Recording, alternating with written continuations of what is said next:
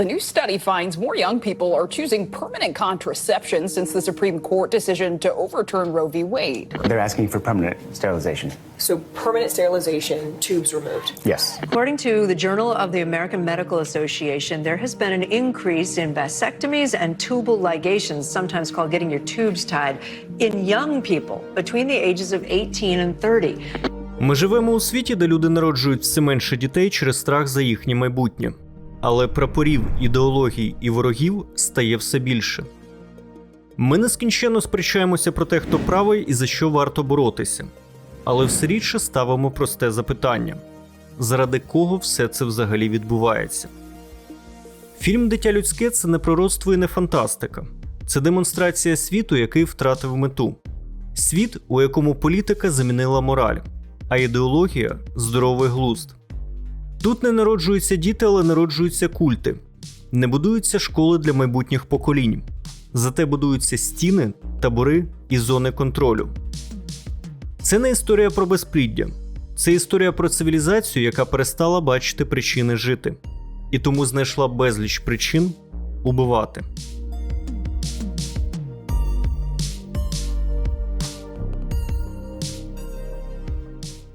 Історія створення фільму починається з Філіс Дороті Джеймс, авторки роману «The Children of Men».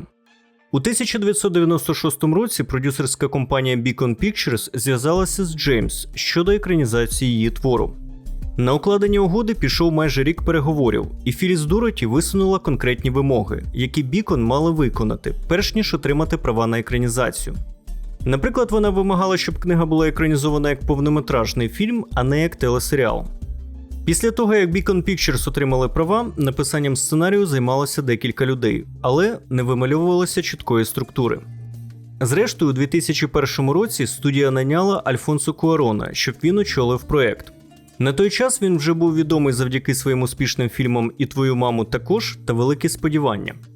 Разом зі своїм партнером-сценаристом Тімоті Секстоном Куарон взявся за переробку сценарію. Альфонсо був більше зацікавлений у дослідженні концепції роману, ніж у створенні точної екранізації. В принципі, це його фішка. У раніше згаданих «Великих сподіваннях» він змінив фінал роману Діккенса і осучаснив історію. Тож Альфонсо прочитав лише початок існуючого сценарію «Останнього нащадка землі», а потім відклав його, оскільки він йому не дуже сподобався. Куарон не горів бажанням створювати науково-фантастичний фільм і не цікавився драмою, яка була присутня в романі. Він хотів зняти картину, яка б мала більше паралелей з сучасністю. У 2001-му світ переживав великі потрясіння. 11 вересня відбулася терористична атака на Всесвітній торговий центр. А після цього почалася підготовка до воєнних операцій в Афганістані та Іраку. Для свого фільму Куарон уявляв майбутнє, яке було дуже схожим на початок нульових, тільки більш занедбаним і небезпечним. Епідемія безпліддя могла бути використана як метафора згасання надії, яку, на думку Куарона, людство відчувало на початку 2000-х років. Коли йому представили задум фільму «Дитя людське», він мав настільки чітке уявлення про сюжет, що боявся читати роман. Режисер вважав, що це може зруйнувати концепцію, яку він уже почав формувати у своїй уяві, тому обмежився лише скороченою версією твору. Після того, як Universal Pictures долучилися до проєкту, фільм міг розраховувати на більший бюджет, але боси студії не були в захваті від сценарію Секстона та Куарона. Він був занадто похмурим і політичним. Це не був той комерційний науково-фантастичний бойовик, на який сподівалася студія. І саме тоді, коли стало ясно, що Universal не горить бажанням займатися проєктом, Куарон отримав дуже жирну пропозицію від Warner Bros. Вони запропонували зняти йому третій фільм про Гаррі Поттера. Куарон, звичайно ж, одразу поставив свій підпис в угоді. Але працюючи над «В'язнем Азкабану», мексиканський режисер ніяк не міг викинути з голови «Дитя людське». Як тільки фільм про Гаррі Поттера перейшов у стадію постпродакшену, Куарон зателефонував продюсерам «Останнього нащадка землі», щоб повідомити їм, що хоче зняти їхній фільм наступним. Оскільки третя частина «Поттеріани» гребла гроші лопатою, керівництво Universal швидко забуло, що їм колись не сподобалася концепція Куарона, і дала зелене світло проєкту. Після цього почалися пошуки актора, який зіграє головну роль. У списку були Рассел Кроу, Джордж Клуні, Метт Деймон та Клайв Оуен. Куарон обрав Оуена, бо під час їхньої зустрічі він побачив, що актор дійсно розуміє свого персонажа Тео. Оуен так добре розібрався в сюжеті, що Куарон і Секстон навіть попросили його працювати над сценарієм разом з ними. Хоча Клайв не значиться в офіційному списку сценаристів, тому невідомо, наскільки великим був його вклад. На посаду оператора запросили Еммануеля Любецькі, який колекціонує Оскари як магнітики з подорожей. Головна задача полягала в тому, щоб надати фільму документального стилю, наче хтось просто випадково опинився з камерою, щоб зафіксувати момент. Режисер і оператор не хотіли надавати перевагу персонажам над оточенням, в якому вони перебували. Вони уникали крупних планів. Це робилося для того, щоб глядач відчував себе одним з жителів утопічного Лондона. У фільмі є 3 особливо цікаві епізоди, на яких варто зупинитися. Перший – це 4-хвилинний фрагмент, який відбувається всередині автомобіля під час нападу. Для його зйомки було розроблено спеціальні шарніри під камеру, а сам автомобіль зазнав значних модифікацій. Вітрове скло зробили відкидним, щоб воно не заважало камері. Конструкція сидінь також була змінена. Під час зйомки цієї сцени була поставлена складна хореографія. Кожен рух був розрахований посекундно. В цій сцені лобове скло пробиває куля, відбувається вбивство, а мотоцикл, що переслідує автомобіль, розбивається. Все це показано в одному кадрі, немає ніяких склейок, жодного помітного переходу між кадрами. Це стало можливим, оскільки було використано багато цифрових хитрощів. Деякі елементи в цій сцені є CGI-ефектами, і насправді це не один довгий кадр. Сцена складається з 6 фрагментів, але на екрані вона виглядає безшовною. Це без перебільшення ювелірна робота майстрів з візуальних ефектів. Ще більш вражаючою є послідовність, яка відбувається в таборі біженців під час бойових дій. Там є кадр, який триває близько 7 хвилин. Камера слідує за Тео, який пробирається крізь цю небезпечну ситуацію, де навколо нього гинуть люди. Знімальній групі знадобилося 14 днів, щоб підготуватися до зйомки цієї сцени. Кожного разу, коли доводилося робити новий дубль, потрібно було витратити 5 годин, щоб знову все налаштувати. Знадобилося 3 дублі, щоб нарешті зняти цю сцену. Вже мовчу про те, що Еммануель Любецький мав носити на собі 10-кілограмову камеру протягом усього процесу. Одного разу на об'єктив потрапила кров, що не було заплановано. Побачивши це, Куарон спробував крикнути «стоп». На щастя, його ніхто не почув, тож камера продовжила знімати. Згодом Любецький переконав свого земляка, що кадри з кров'ю слід використати у фільмі, бо це додає автентичності.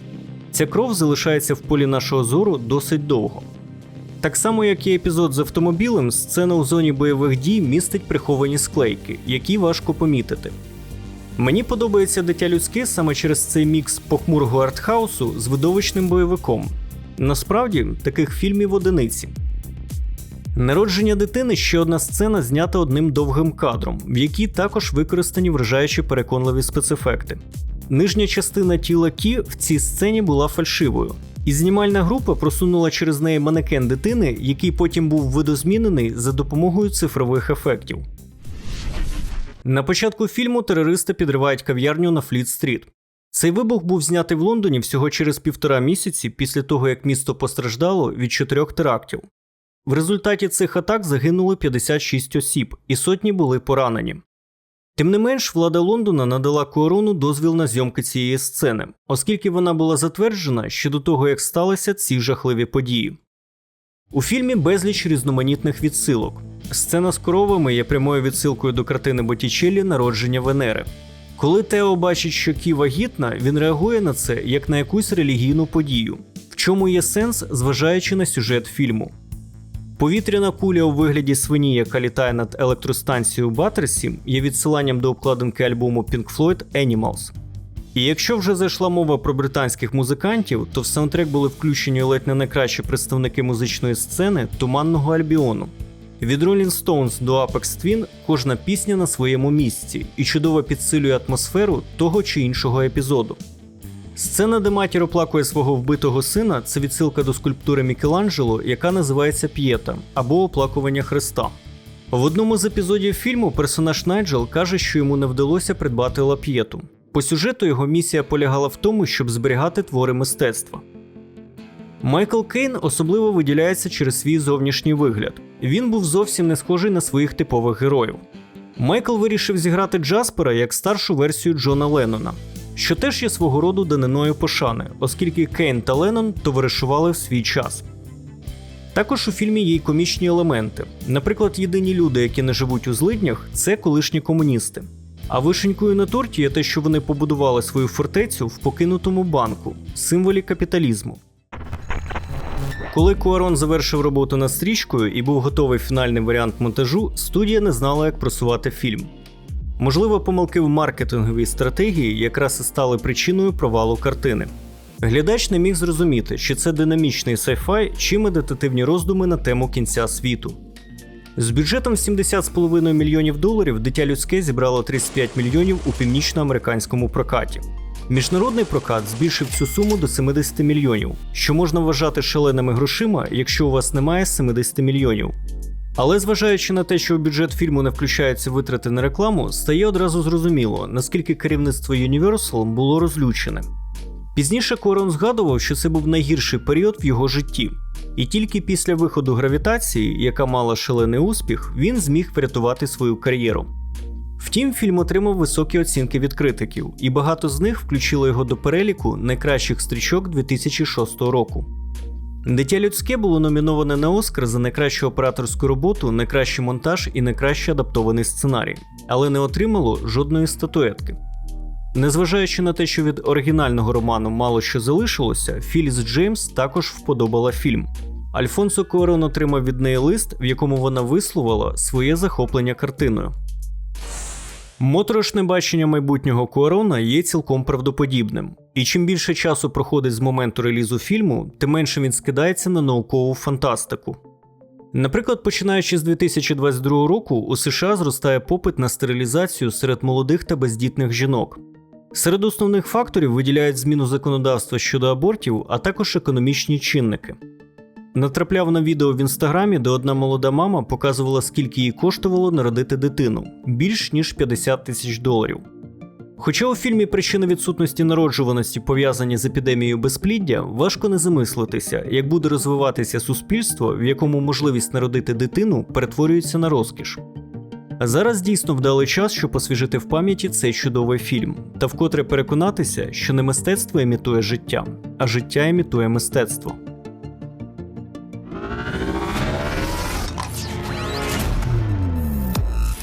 «Дитя людське» показує не просто світ без дітей, воно показує світ без мети. Протягом 18 років у цьому суспільстві не народилася жодна дитина, і разом із цим зникла сама ідея майбутнього. А якщо немає майбутнього, то який взагалі сенс у теперішньому? Весь людський прогрес – наука, культура, політика, мистецтво – існує заради наступних поколінь. Але коли наступних поколінь більше не буде, усе це перетворюється на декорації. Саме в такому світі живуть герої фільму. Вони ходять на роботу, споживають, воюють, моляться, але насправді рухаються в нікуди. Люди відчайдушно намагаються заповнити цю порожнечу. Хтось знаходить сенс у релігії, хтось у політиці, хтось у мистецтві чи ідеології, а хтось просто здається і обирає повільне самознищення. У цьому світі навіть самогубство стає частиною державної системи. Вважаю дуже дотепним, що у фільмі препарати для самогубства є легальними, але ганджа досі заборонена. Куарон показує просту істину. Якщо немає майбутнього, суспільство починає жерти саме себе. Воно радикалізується, воно шукає ворогів, навіть серед своїх одноплемінників. Воно створює культи та готове вбивати за ідеї, бо більше нічого не залишається.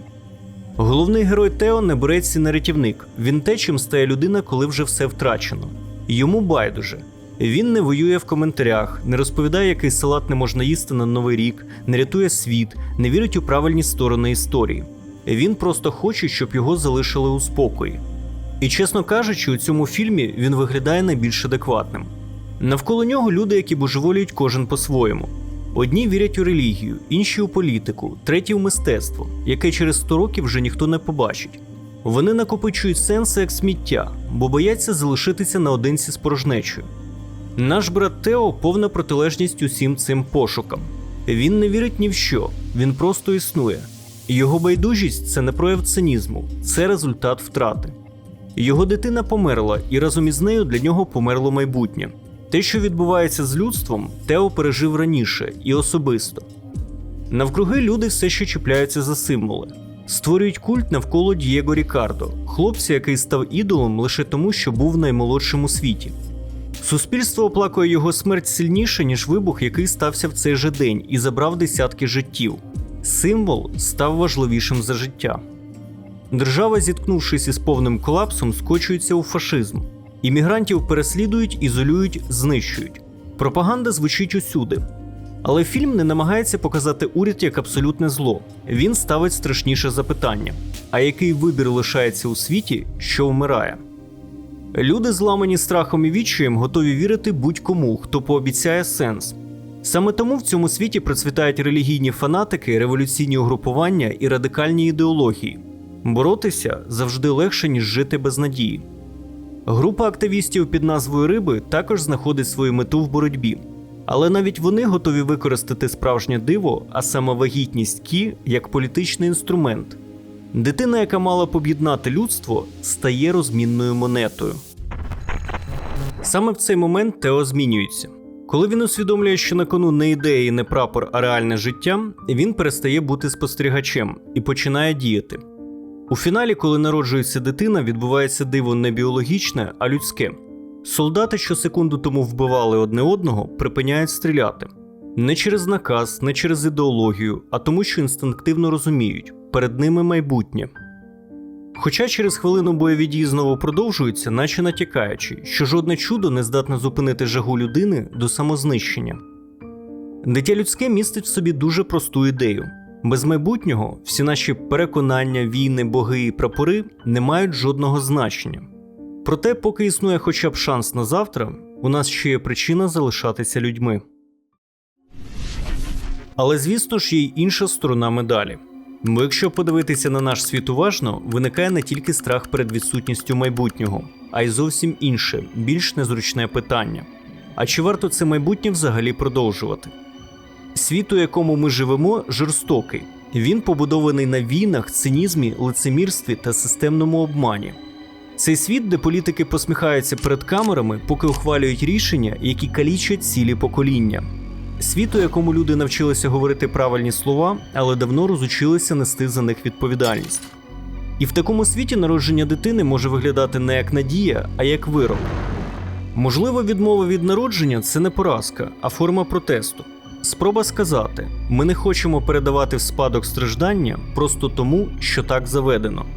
Ми не хочемо приводити нове життя у систему, яка спочатку ламає, а потім вимагає адаптації до власної жорстокості. У цьому сенсі ідею фільму можна зрозуміти інакше. Бо питання вже не в тому, чи може людство вижити. Питання в тому, чи заслуговує воно на продовження, якщо не здатне змінити умови для майбутніх поколінь. Бо якщо дивитися чесно, без сентиментів, цей світ не просто жорстокий.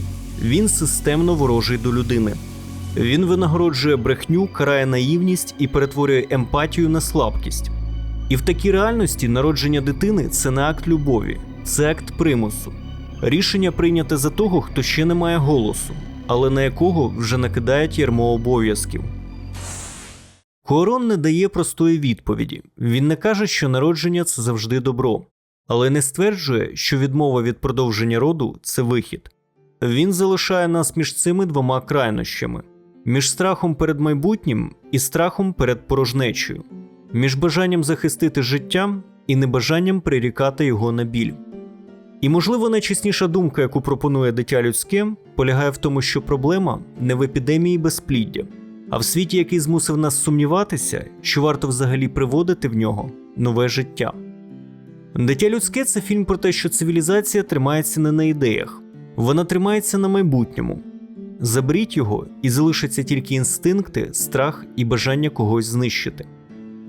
І найстрашніше в цьому фільмі не те, що діти не народжуються, а те, що ми дедалі частіше поводимося так, ніби маємо право забирати у них майбутнє.